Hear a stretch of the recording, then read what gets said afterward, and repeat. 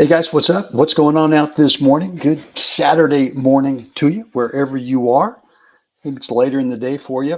Brent Abel here, WebTennis.com. Another episode of What's the Right Shot, number 443. And we don't have Jeff with us morning. He is up in the foothills of the Sierras with some buddies up there. I'm sure having a good old time. We'll miss him today, but he may be back, would think, the beginning of next week. Anyway, look, hope you guys have got some good tennis on tap today scheduled. Me, I'm off today. I'm going to take a day off, just hit the gym today. I'm going to hit the gym pretty hard. Later today, probably about midday, got a few business things I want to take care of this morning for you. But until then, let's get into today's episode of What's the Right Shot. And here we go. And I got a drill for you when we're done on this too, a doubles drill that you only need just one other, you just need one practice partner to do it. And really, I'll tell you the mindset of the drill. It's less about technique. It's more about mindset that you train yourself into thinking this way in matches.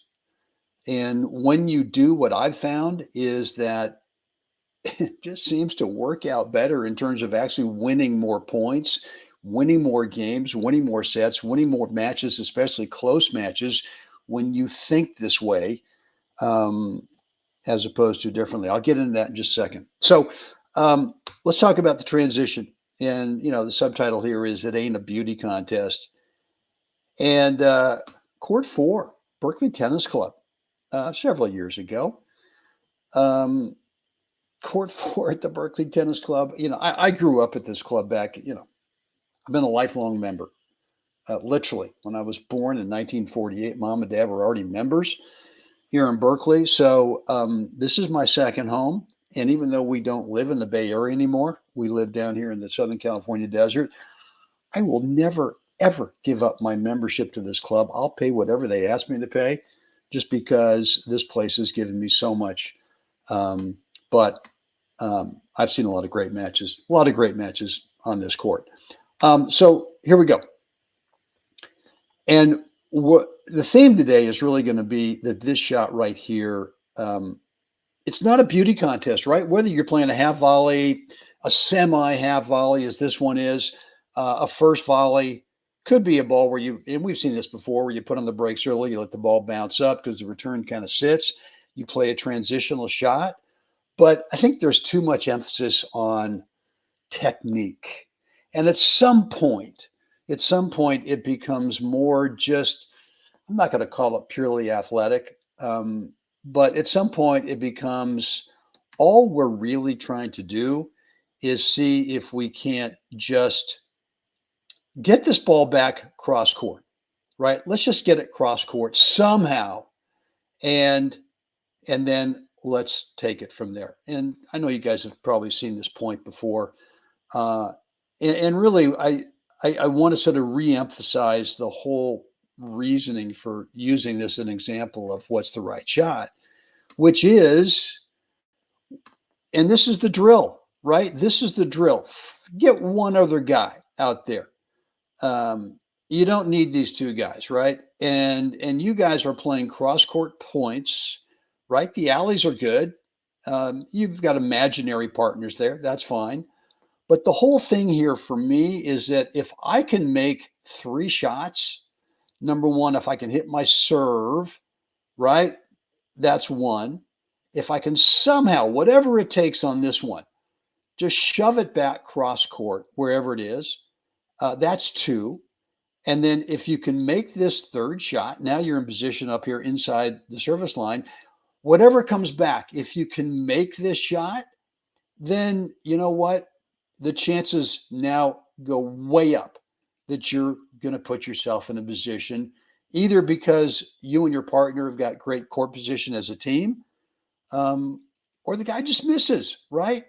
And so the drill is simply that, is getting into this mindset that, hey, you know what? My job here is to make 3 shots, right?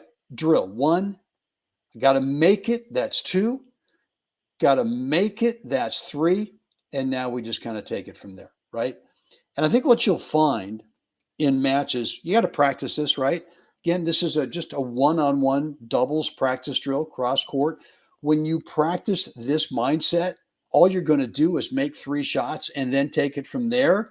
Okay. Once you transfer that mindset over to the real deal in the match, I think what you'll find is that you're no longer concerned. And we get little, I mean, let's say that, let's say that you're serving right here at it's 5-4 in the third set. 5-4 in the third set. How many times have we had these thoughts like right about here? Oh my God, here it is, 5-4 in the third set, right? It's 30-15. Please, if I win this, now we have double match point at 40-15. And all these thoughts get in there that just really kind of tighten you up. And if you've practiced this enough, and I'm telling you, the first USA National Gold Ball I won was in the 35 hardcore doubles in 1984. And the year before, in 1983, my first year in the 35s, my partner and I had won a bunch of Northern California senior 35 tournaments, but we went down and played the Nationals in San Antonio, Texas. We got thumped in the first round, just thumped. And I remember coming away from that match, that thinking, okay, all right, we thought we were pretty good in Northern California, but now I guess we were just kind of big fish in a small pond. But now in the national scene, what is it that these top teams are doing that I don't know about? So I spent a couple of days after we lost that first round match, and I just observed, and what I saw was these teams were simply doing this. They were making 3 shots, 1, 2, and 3, and then let's see what happens after that. We'll just kind of take it from there. And I came away going from that experience of those 3 shots, which was, wait a minute, these guys aren't serving any better than I am, right? These guys have got good serves, but nothing, big time different than mine, right? I could play this half volley, semi half volley, shove it back. That's all they were doing. And then were their volleys any whole lot better than mine in that situation? No.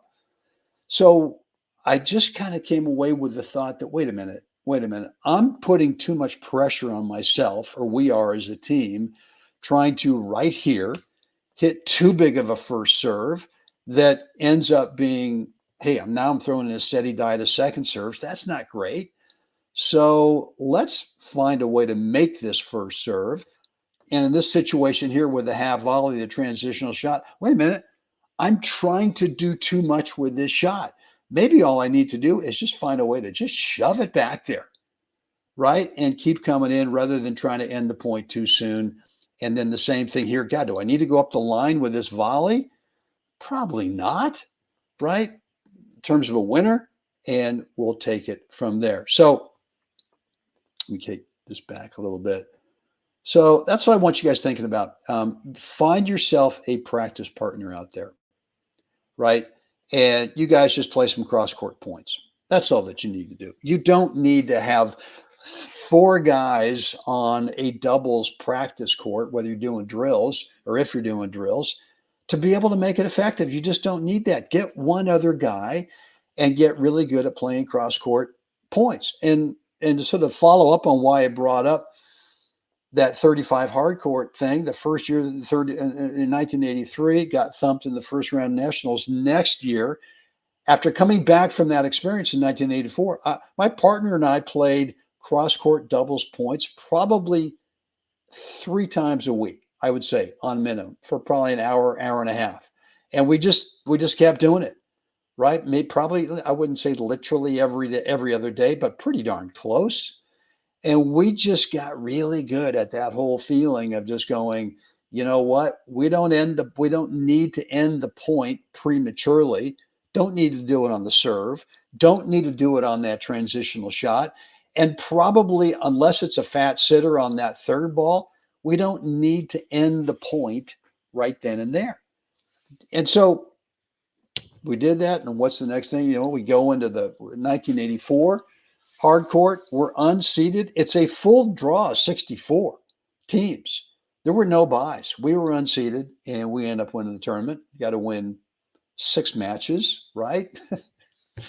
And so that was all. It was just that training. So if you really want to get better at doubles, then you need to carve out some time on a regular basis and play a lot of cross-court points with one other partner.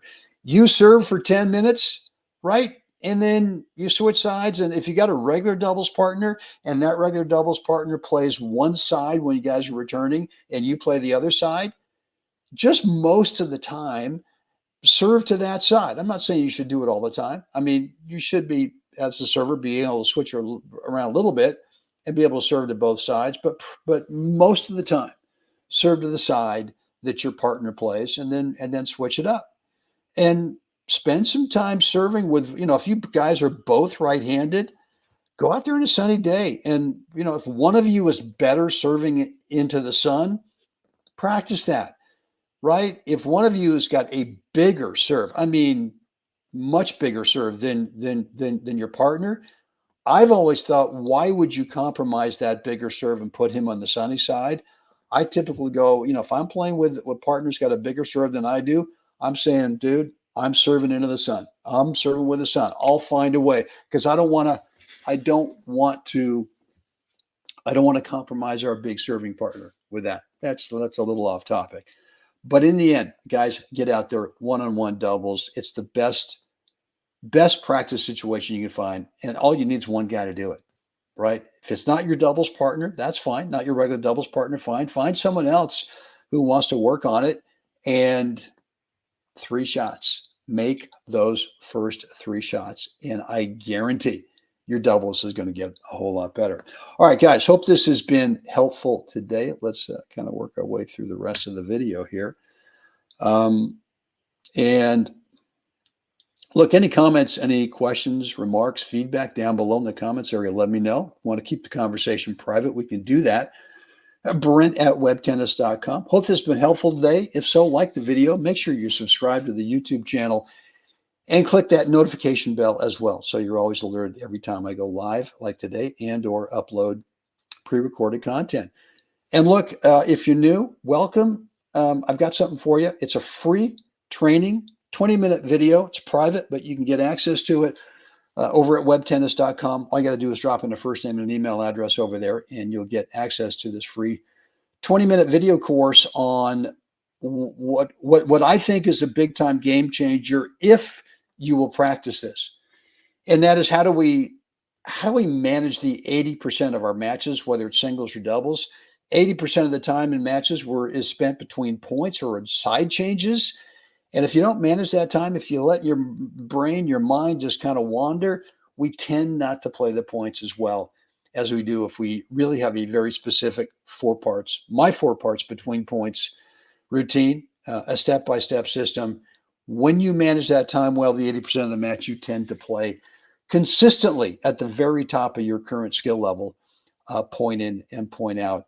And if you do that and you add today's practice drill that I recommended to you for doubles, boom, guess what? You're winning a lot more matches, especially those really close matches. Guys, that's it for me today. Hope this has been helpful. As always, it's time for all of us. We got to get out there. We have got to help another human being have a spectacular day. Guys, see you again next time.